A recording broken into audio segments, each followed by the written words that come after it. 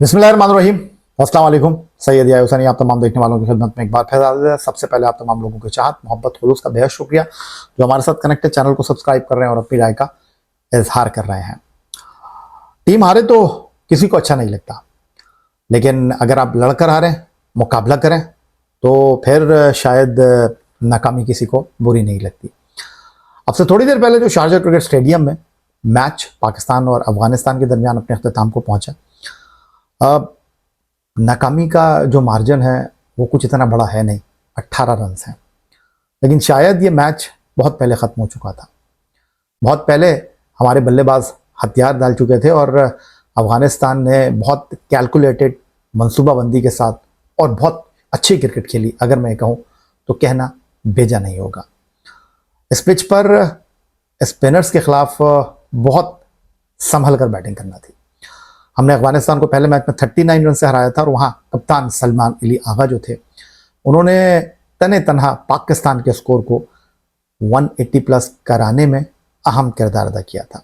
Unfortunately आज वो एक रन लेते हुए रन आउट हो गए और फिर उसके बाद हमारी बैटिंग जो है वो खज़ा रसीदा पत्तों की तरह बिखर गई। थोड़ा सा शुरू से स्टार्ट करते हैं। टॉस आज राशिद जीते और उन्होंने पहले अपने बल्लेबाजों को इस्तेमाल करने का फैसला किया। टीम में कुछ तब्दीलियां भी की। टॉस के वक्त ही बहुत पॉजिटिव थे आगा और उन्होंने कहा कि आज हम कंफर्टेबल हैं बाद में बैटिंग करने के लिए, क्योंकि याद हो पहले 2 मैचों में पाकिस्तान ने टारगेट सेट किया था सामने वाली टीम के लिए। दूसरे ओवर में साइम अयूब विकेट लेते हैं पाकिस्तान के लिए गुरबाज की, लेकिन उसके बाद सिद्दीक और इब्राहिम बहुत अच्छा खेले। ये इस पिच के ऊपर वक्त की ज़रूरत थी जिस अंदाज में इन दोनों ने बल्लेबाजी की, अगर मैं ये कहूँ तो कहना बेजा और गलत नहीं होगा।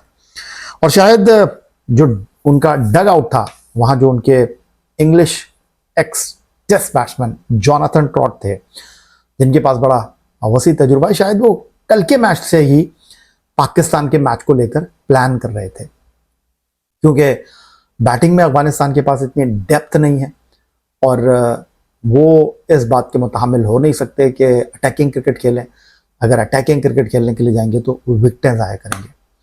और फिर हुआ कुछ इस तरह के दूसरे ओवर में जहाँ 1 for 10 था अफगानिस्तान का, रहमानुल्लाह गुरबाज की विकेट के नुकसान पर, जो 10 गेंदों पर 1 छक्के के साथ 8 रन बनाने में कामयाब रहे थे। उसके बाद सादिकुल आतुल और इब्राहिम जादरान दोनों ने लगभग 45 ईच बॉल खेली।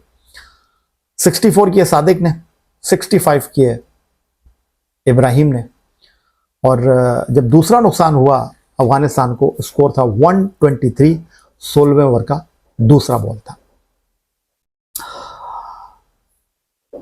अगर पाकिस्तान की बॉलिंग को मैं देखूं तो पाकिस्तान ने बॉलिंग बुरी नहीं की।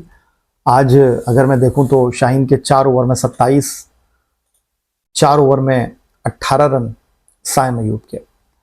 अगर सिर्फ इन दोनों को ही आप ऐड कर लेते हैं तो ये सिर्फ 45 रन बन रहे हैं। 8 ओवर में आपके नए बॉल डालने वाले बॉलर सिर्फ 45 रन दे रहे हैं।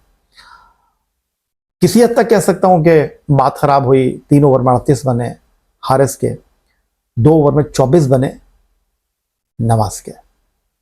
आज 4 ओवर में 27 रन दिए फ़हीम अशरफ ने, कैरियर बेस्ट बॉलिंग की, 4 आउट किए और इनिंग के अख्ताम में जिस तरह वो विकेटें खरीद रहे थे, विकेटें खींच रहे थे, अगर वो ये ना करते तो 8.45 के रन औसत के साथ 5 विकेट पर 169 अफगानिस्तान के ना होते। 3 ओवर में 33 बने आज सुफियान मुकीम के। चले लास्ट मैच में तो हम कह सकते थे कि ड्यू फैक्टर था, लेकिन एक ऐसी पिच जहाँ पर स्पिन बॉलर छाए हुए थे, अफगानिस्तान के हर बॉलर ने बहुत अच्छी बॉलिंग की, वहाँ सुफियान की ऑफ कलर बॉलिंग थोड़ा समझ से बाहर थी। लेकिन उसके बाद अगर पहले 10 ओवर तक हम बात करें तो मुकाबला टक्कर का था। इस बात को मानने के लिए आप तैयार हो जाइए, क्योंकि अफगानिस्तान ने आखिरी 5 ओवर में 47 रन हासिल किए। वो मोमेंटम उन्होंने हासिल किया, अगरचे हमने उनके आने वाले बल्लेबाजों को रन नहीं करने दिए सादिक और इब्राहिम के बाद, लेकिन ये 47 रन्स अगर 150 160 के अंदर होते तो शायद सूरत हाल बेहतर रहती, लेकिन मैं इसको इतना बुरा समझ नहीं रहा, क्योंकि अगर आप स्कोर कार्ड देखें अफ़गानिस्तान का 64 सदीकुल्ला के, 65 इब्राहिम दादरान के, उसके बाद उमर जई के 4 हैं, जन्नत के 8 हैं, 6 रन जो हैं वो नबी के हैं और 8 नॉट आउट जो है वो राशिद के हैं। कहाँ इनको खेलने दिया हमने। पाकिस्तान और अफगानिस्तान के दरमियान मुकाबला टक्कर का था और पहले 6 ओवर में अफगानिस्तान के 34 for 1 थे, हमारे 52 for 2 थे, हम आगे थे।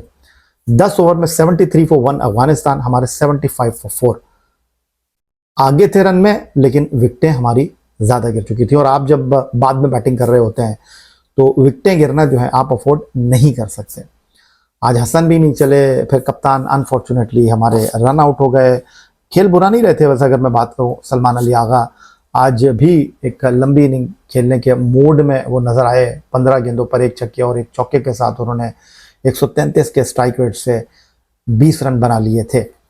असल जो मसला है वो है साहबजादा फरहान का एंड किसी हद तक फ़खर जमान का। फ़खर ने आज 18 पर 25 किए, साहबजादा फरहान ने 13 पर 18 किए। इन दोनों में से किसी एक को लंबा चलना पड़ेगा। आज साइम ने बॉलिंग बहुत अच्छी की, लेकिन बैटिंग में वो फ्लॉप हो गए। आउट होने वाले हमारे पहले बैट्समैन थे। फिर उसके बाद जब तिलों में तेल नहीं रहा, चिरागों में रोशनी नहीं रही, तो वो टिमटिमाते हुए चिराग की तरह हारिस रऊफ जो आज बॉलिंग में पिटे थे, उन्होंने जनाब 10वें नंबर पर 212.5 सिफर के स्ट्राइक रेट से 4 छक्कों के साथ 16 गेंदों पर 34 रन बनाकर मैच में टीम पाकिस्तान की नाकामी का जो मार्जिन था उसको कम किया। लेकिन अफगानिस्तान की बॉलिंग की मैं जितनी तारीफ करूं वो कम है। 3 ओवर में आज गजनफर ने 24 रन दिए, फिर उसके बाद 3 ओवर में 21 रन देकर 2 आउट किए फारूकी ने, जो उनकी फास्ट बॉलर हैं। फिर 2 ओवर में 30 रन दिए उमर जई ने, एक्सपेंसिव रहे, बट उसके बाद जो उनके 3 स्पिनर थे उन्होंने तो कमाल कर दिया। 4 ओवर में 30 रन राशिद के, 2 विकटें, 4 ओवर में 20 रन, 2 विकटें नबी की, और 4 ओवर में 20 रन, 2 विकटें नूर अहमद की। तो ये 12 ओवर को अगर मैं देखूं तो 70 रन, 8 विकटें, 6 विकटें। यार 12 ओवर में आप 70 रन 6 विकटें हासिल करेंगे तो कैसे मामला कंट्रोल होंगे।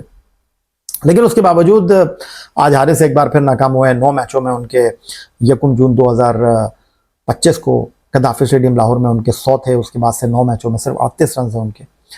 मुझे लगता है कि थोड़ा सा टीम मैनेजमेंट को जो है ना अब सोचना पड़ेगा। नवाज को आपने 9 मैच खिला दिए, 57 रन से 14 विकटें गालिबन उनकी। आपको एक स्पेशलिस्ट बॉलर के साथ जाना पड़ेगा, सुफियान के साथ, आपको अबरार के साथ। अब ये नहीं करना आपने कि आप अबरार को खिला दें, सुफियान को बाहर बिठा दें। बाकी हारिस की जहां तक रही बात, देखें टीम मैनेजमेंट हारिस को एक नए रोल में लेकर आई है और टीम मैनेजमेंट अपना गेम प्लान तरतीब दे रही है। आप यकीन मानिए जिस दिन फहीम अशरफ हारिस ने नीचे से अटैक कर दिया ना, पहला मैच आपके सामने है, फिर आप कहेंगे यार ये तो सही खेल रहे हैं। यहां पर देखिए मुश्किल पिच थी, इस पिच के ऊपर आपको टाइम लेना था और हमारे बैट्समैन थोड़ा सा अटैकिंग क्रिकेट खेल रहे थे, जल्दी कर गए। फहीम अशरफ ने कोशिश की लंबा करने की, मैच को नहीं कर सके वो। आप अब ये पूछने लगेंगे कि 4 छक्के कैसे मार दिए हारिस ने 34 कैसे कर दिए। देखिए उस वक्त अफगानिस्तान की टीम रिलैक्स हो गई थी, उनको पता था यार यहां से अब चौथे गियर में पाकिस्तान टीम नहीं जाएगी। बाकी उन्होंने पकड़ के रखा, फील्डिंग उनकी बेहतरीन थी। अब हार गया पाकिस्तान, अफगानिस्तान 2 दिन में 2 मैच जीत गया है, बट पॉइंट्स टेबल पर Pakistan still on top. Most probably ये दोनों टीमें फाइनल खेलेंगी। हमारे को अब कुछ ऐसी तब्दीलियों की ज़रूरत है जो टीम के लिए इंतहाई अहम हों, और वो मैं आपको बता चुका हूँ। हमको जनाब अपनी जो बॉलिंग है उसमें प्रॉपर 5 बॉलर के साथ जाना चाहिए, कम से कम 4 बॉलर तो होने चाहिए। हारिस, शाहीन, उसके बाद सुफियान एंड अब्रार। अब 5वां बॉलर आप कर लें कि यार 5वां बॉलर जो है ना आप साइम को ले लें। आप अगर नवाज को बैठाते हैं तो फिर कप्तान को बॉल डालना पड़ेगा।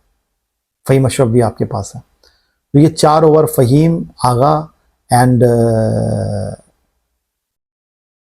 साइम, ये कंप्लीट कर सकते हैं। बाकी मेरा नहीं ख्याल कि कुछ इतना ज़्यादा सोचने की ज़रूरत है। हमने गलतियाँ की हैं आज और गलतियों का हमको खमियाजा भुगतना पड़ा है।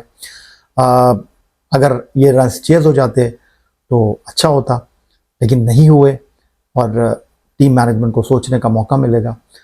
वो टर्निंग पॉइंट मैच का जो था वो कप्तान का रन आउट था। हसन नवाज थोड़ा सा लंबा अगर रुक जाते, फ़खर आए थे फॉर्म में, लेकिन जब वो फिट सेट हुए उनकी विकेट निकल गई। तो मेरा ख्याल है कुछ इतना ज़्यादा घबराने की ज़रूरत नहीं है। पाकिस्तान टीम बिल्कुल सही डायरेक्शन में चल रही है, टीम के मामला बिल्कुल ठीक हैं, बस सिलेक्शन में एक दो तब्दीलियों की ज़रूरत है। बाकी मैं आपकी राय का इंतज़ार करूँगा। अपना बहुत ख्याल रखिएगा और चैनल को सब्सक्राइब करना मत भूलिएगा। अल्लाह हाफ़िज़।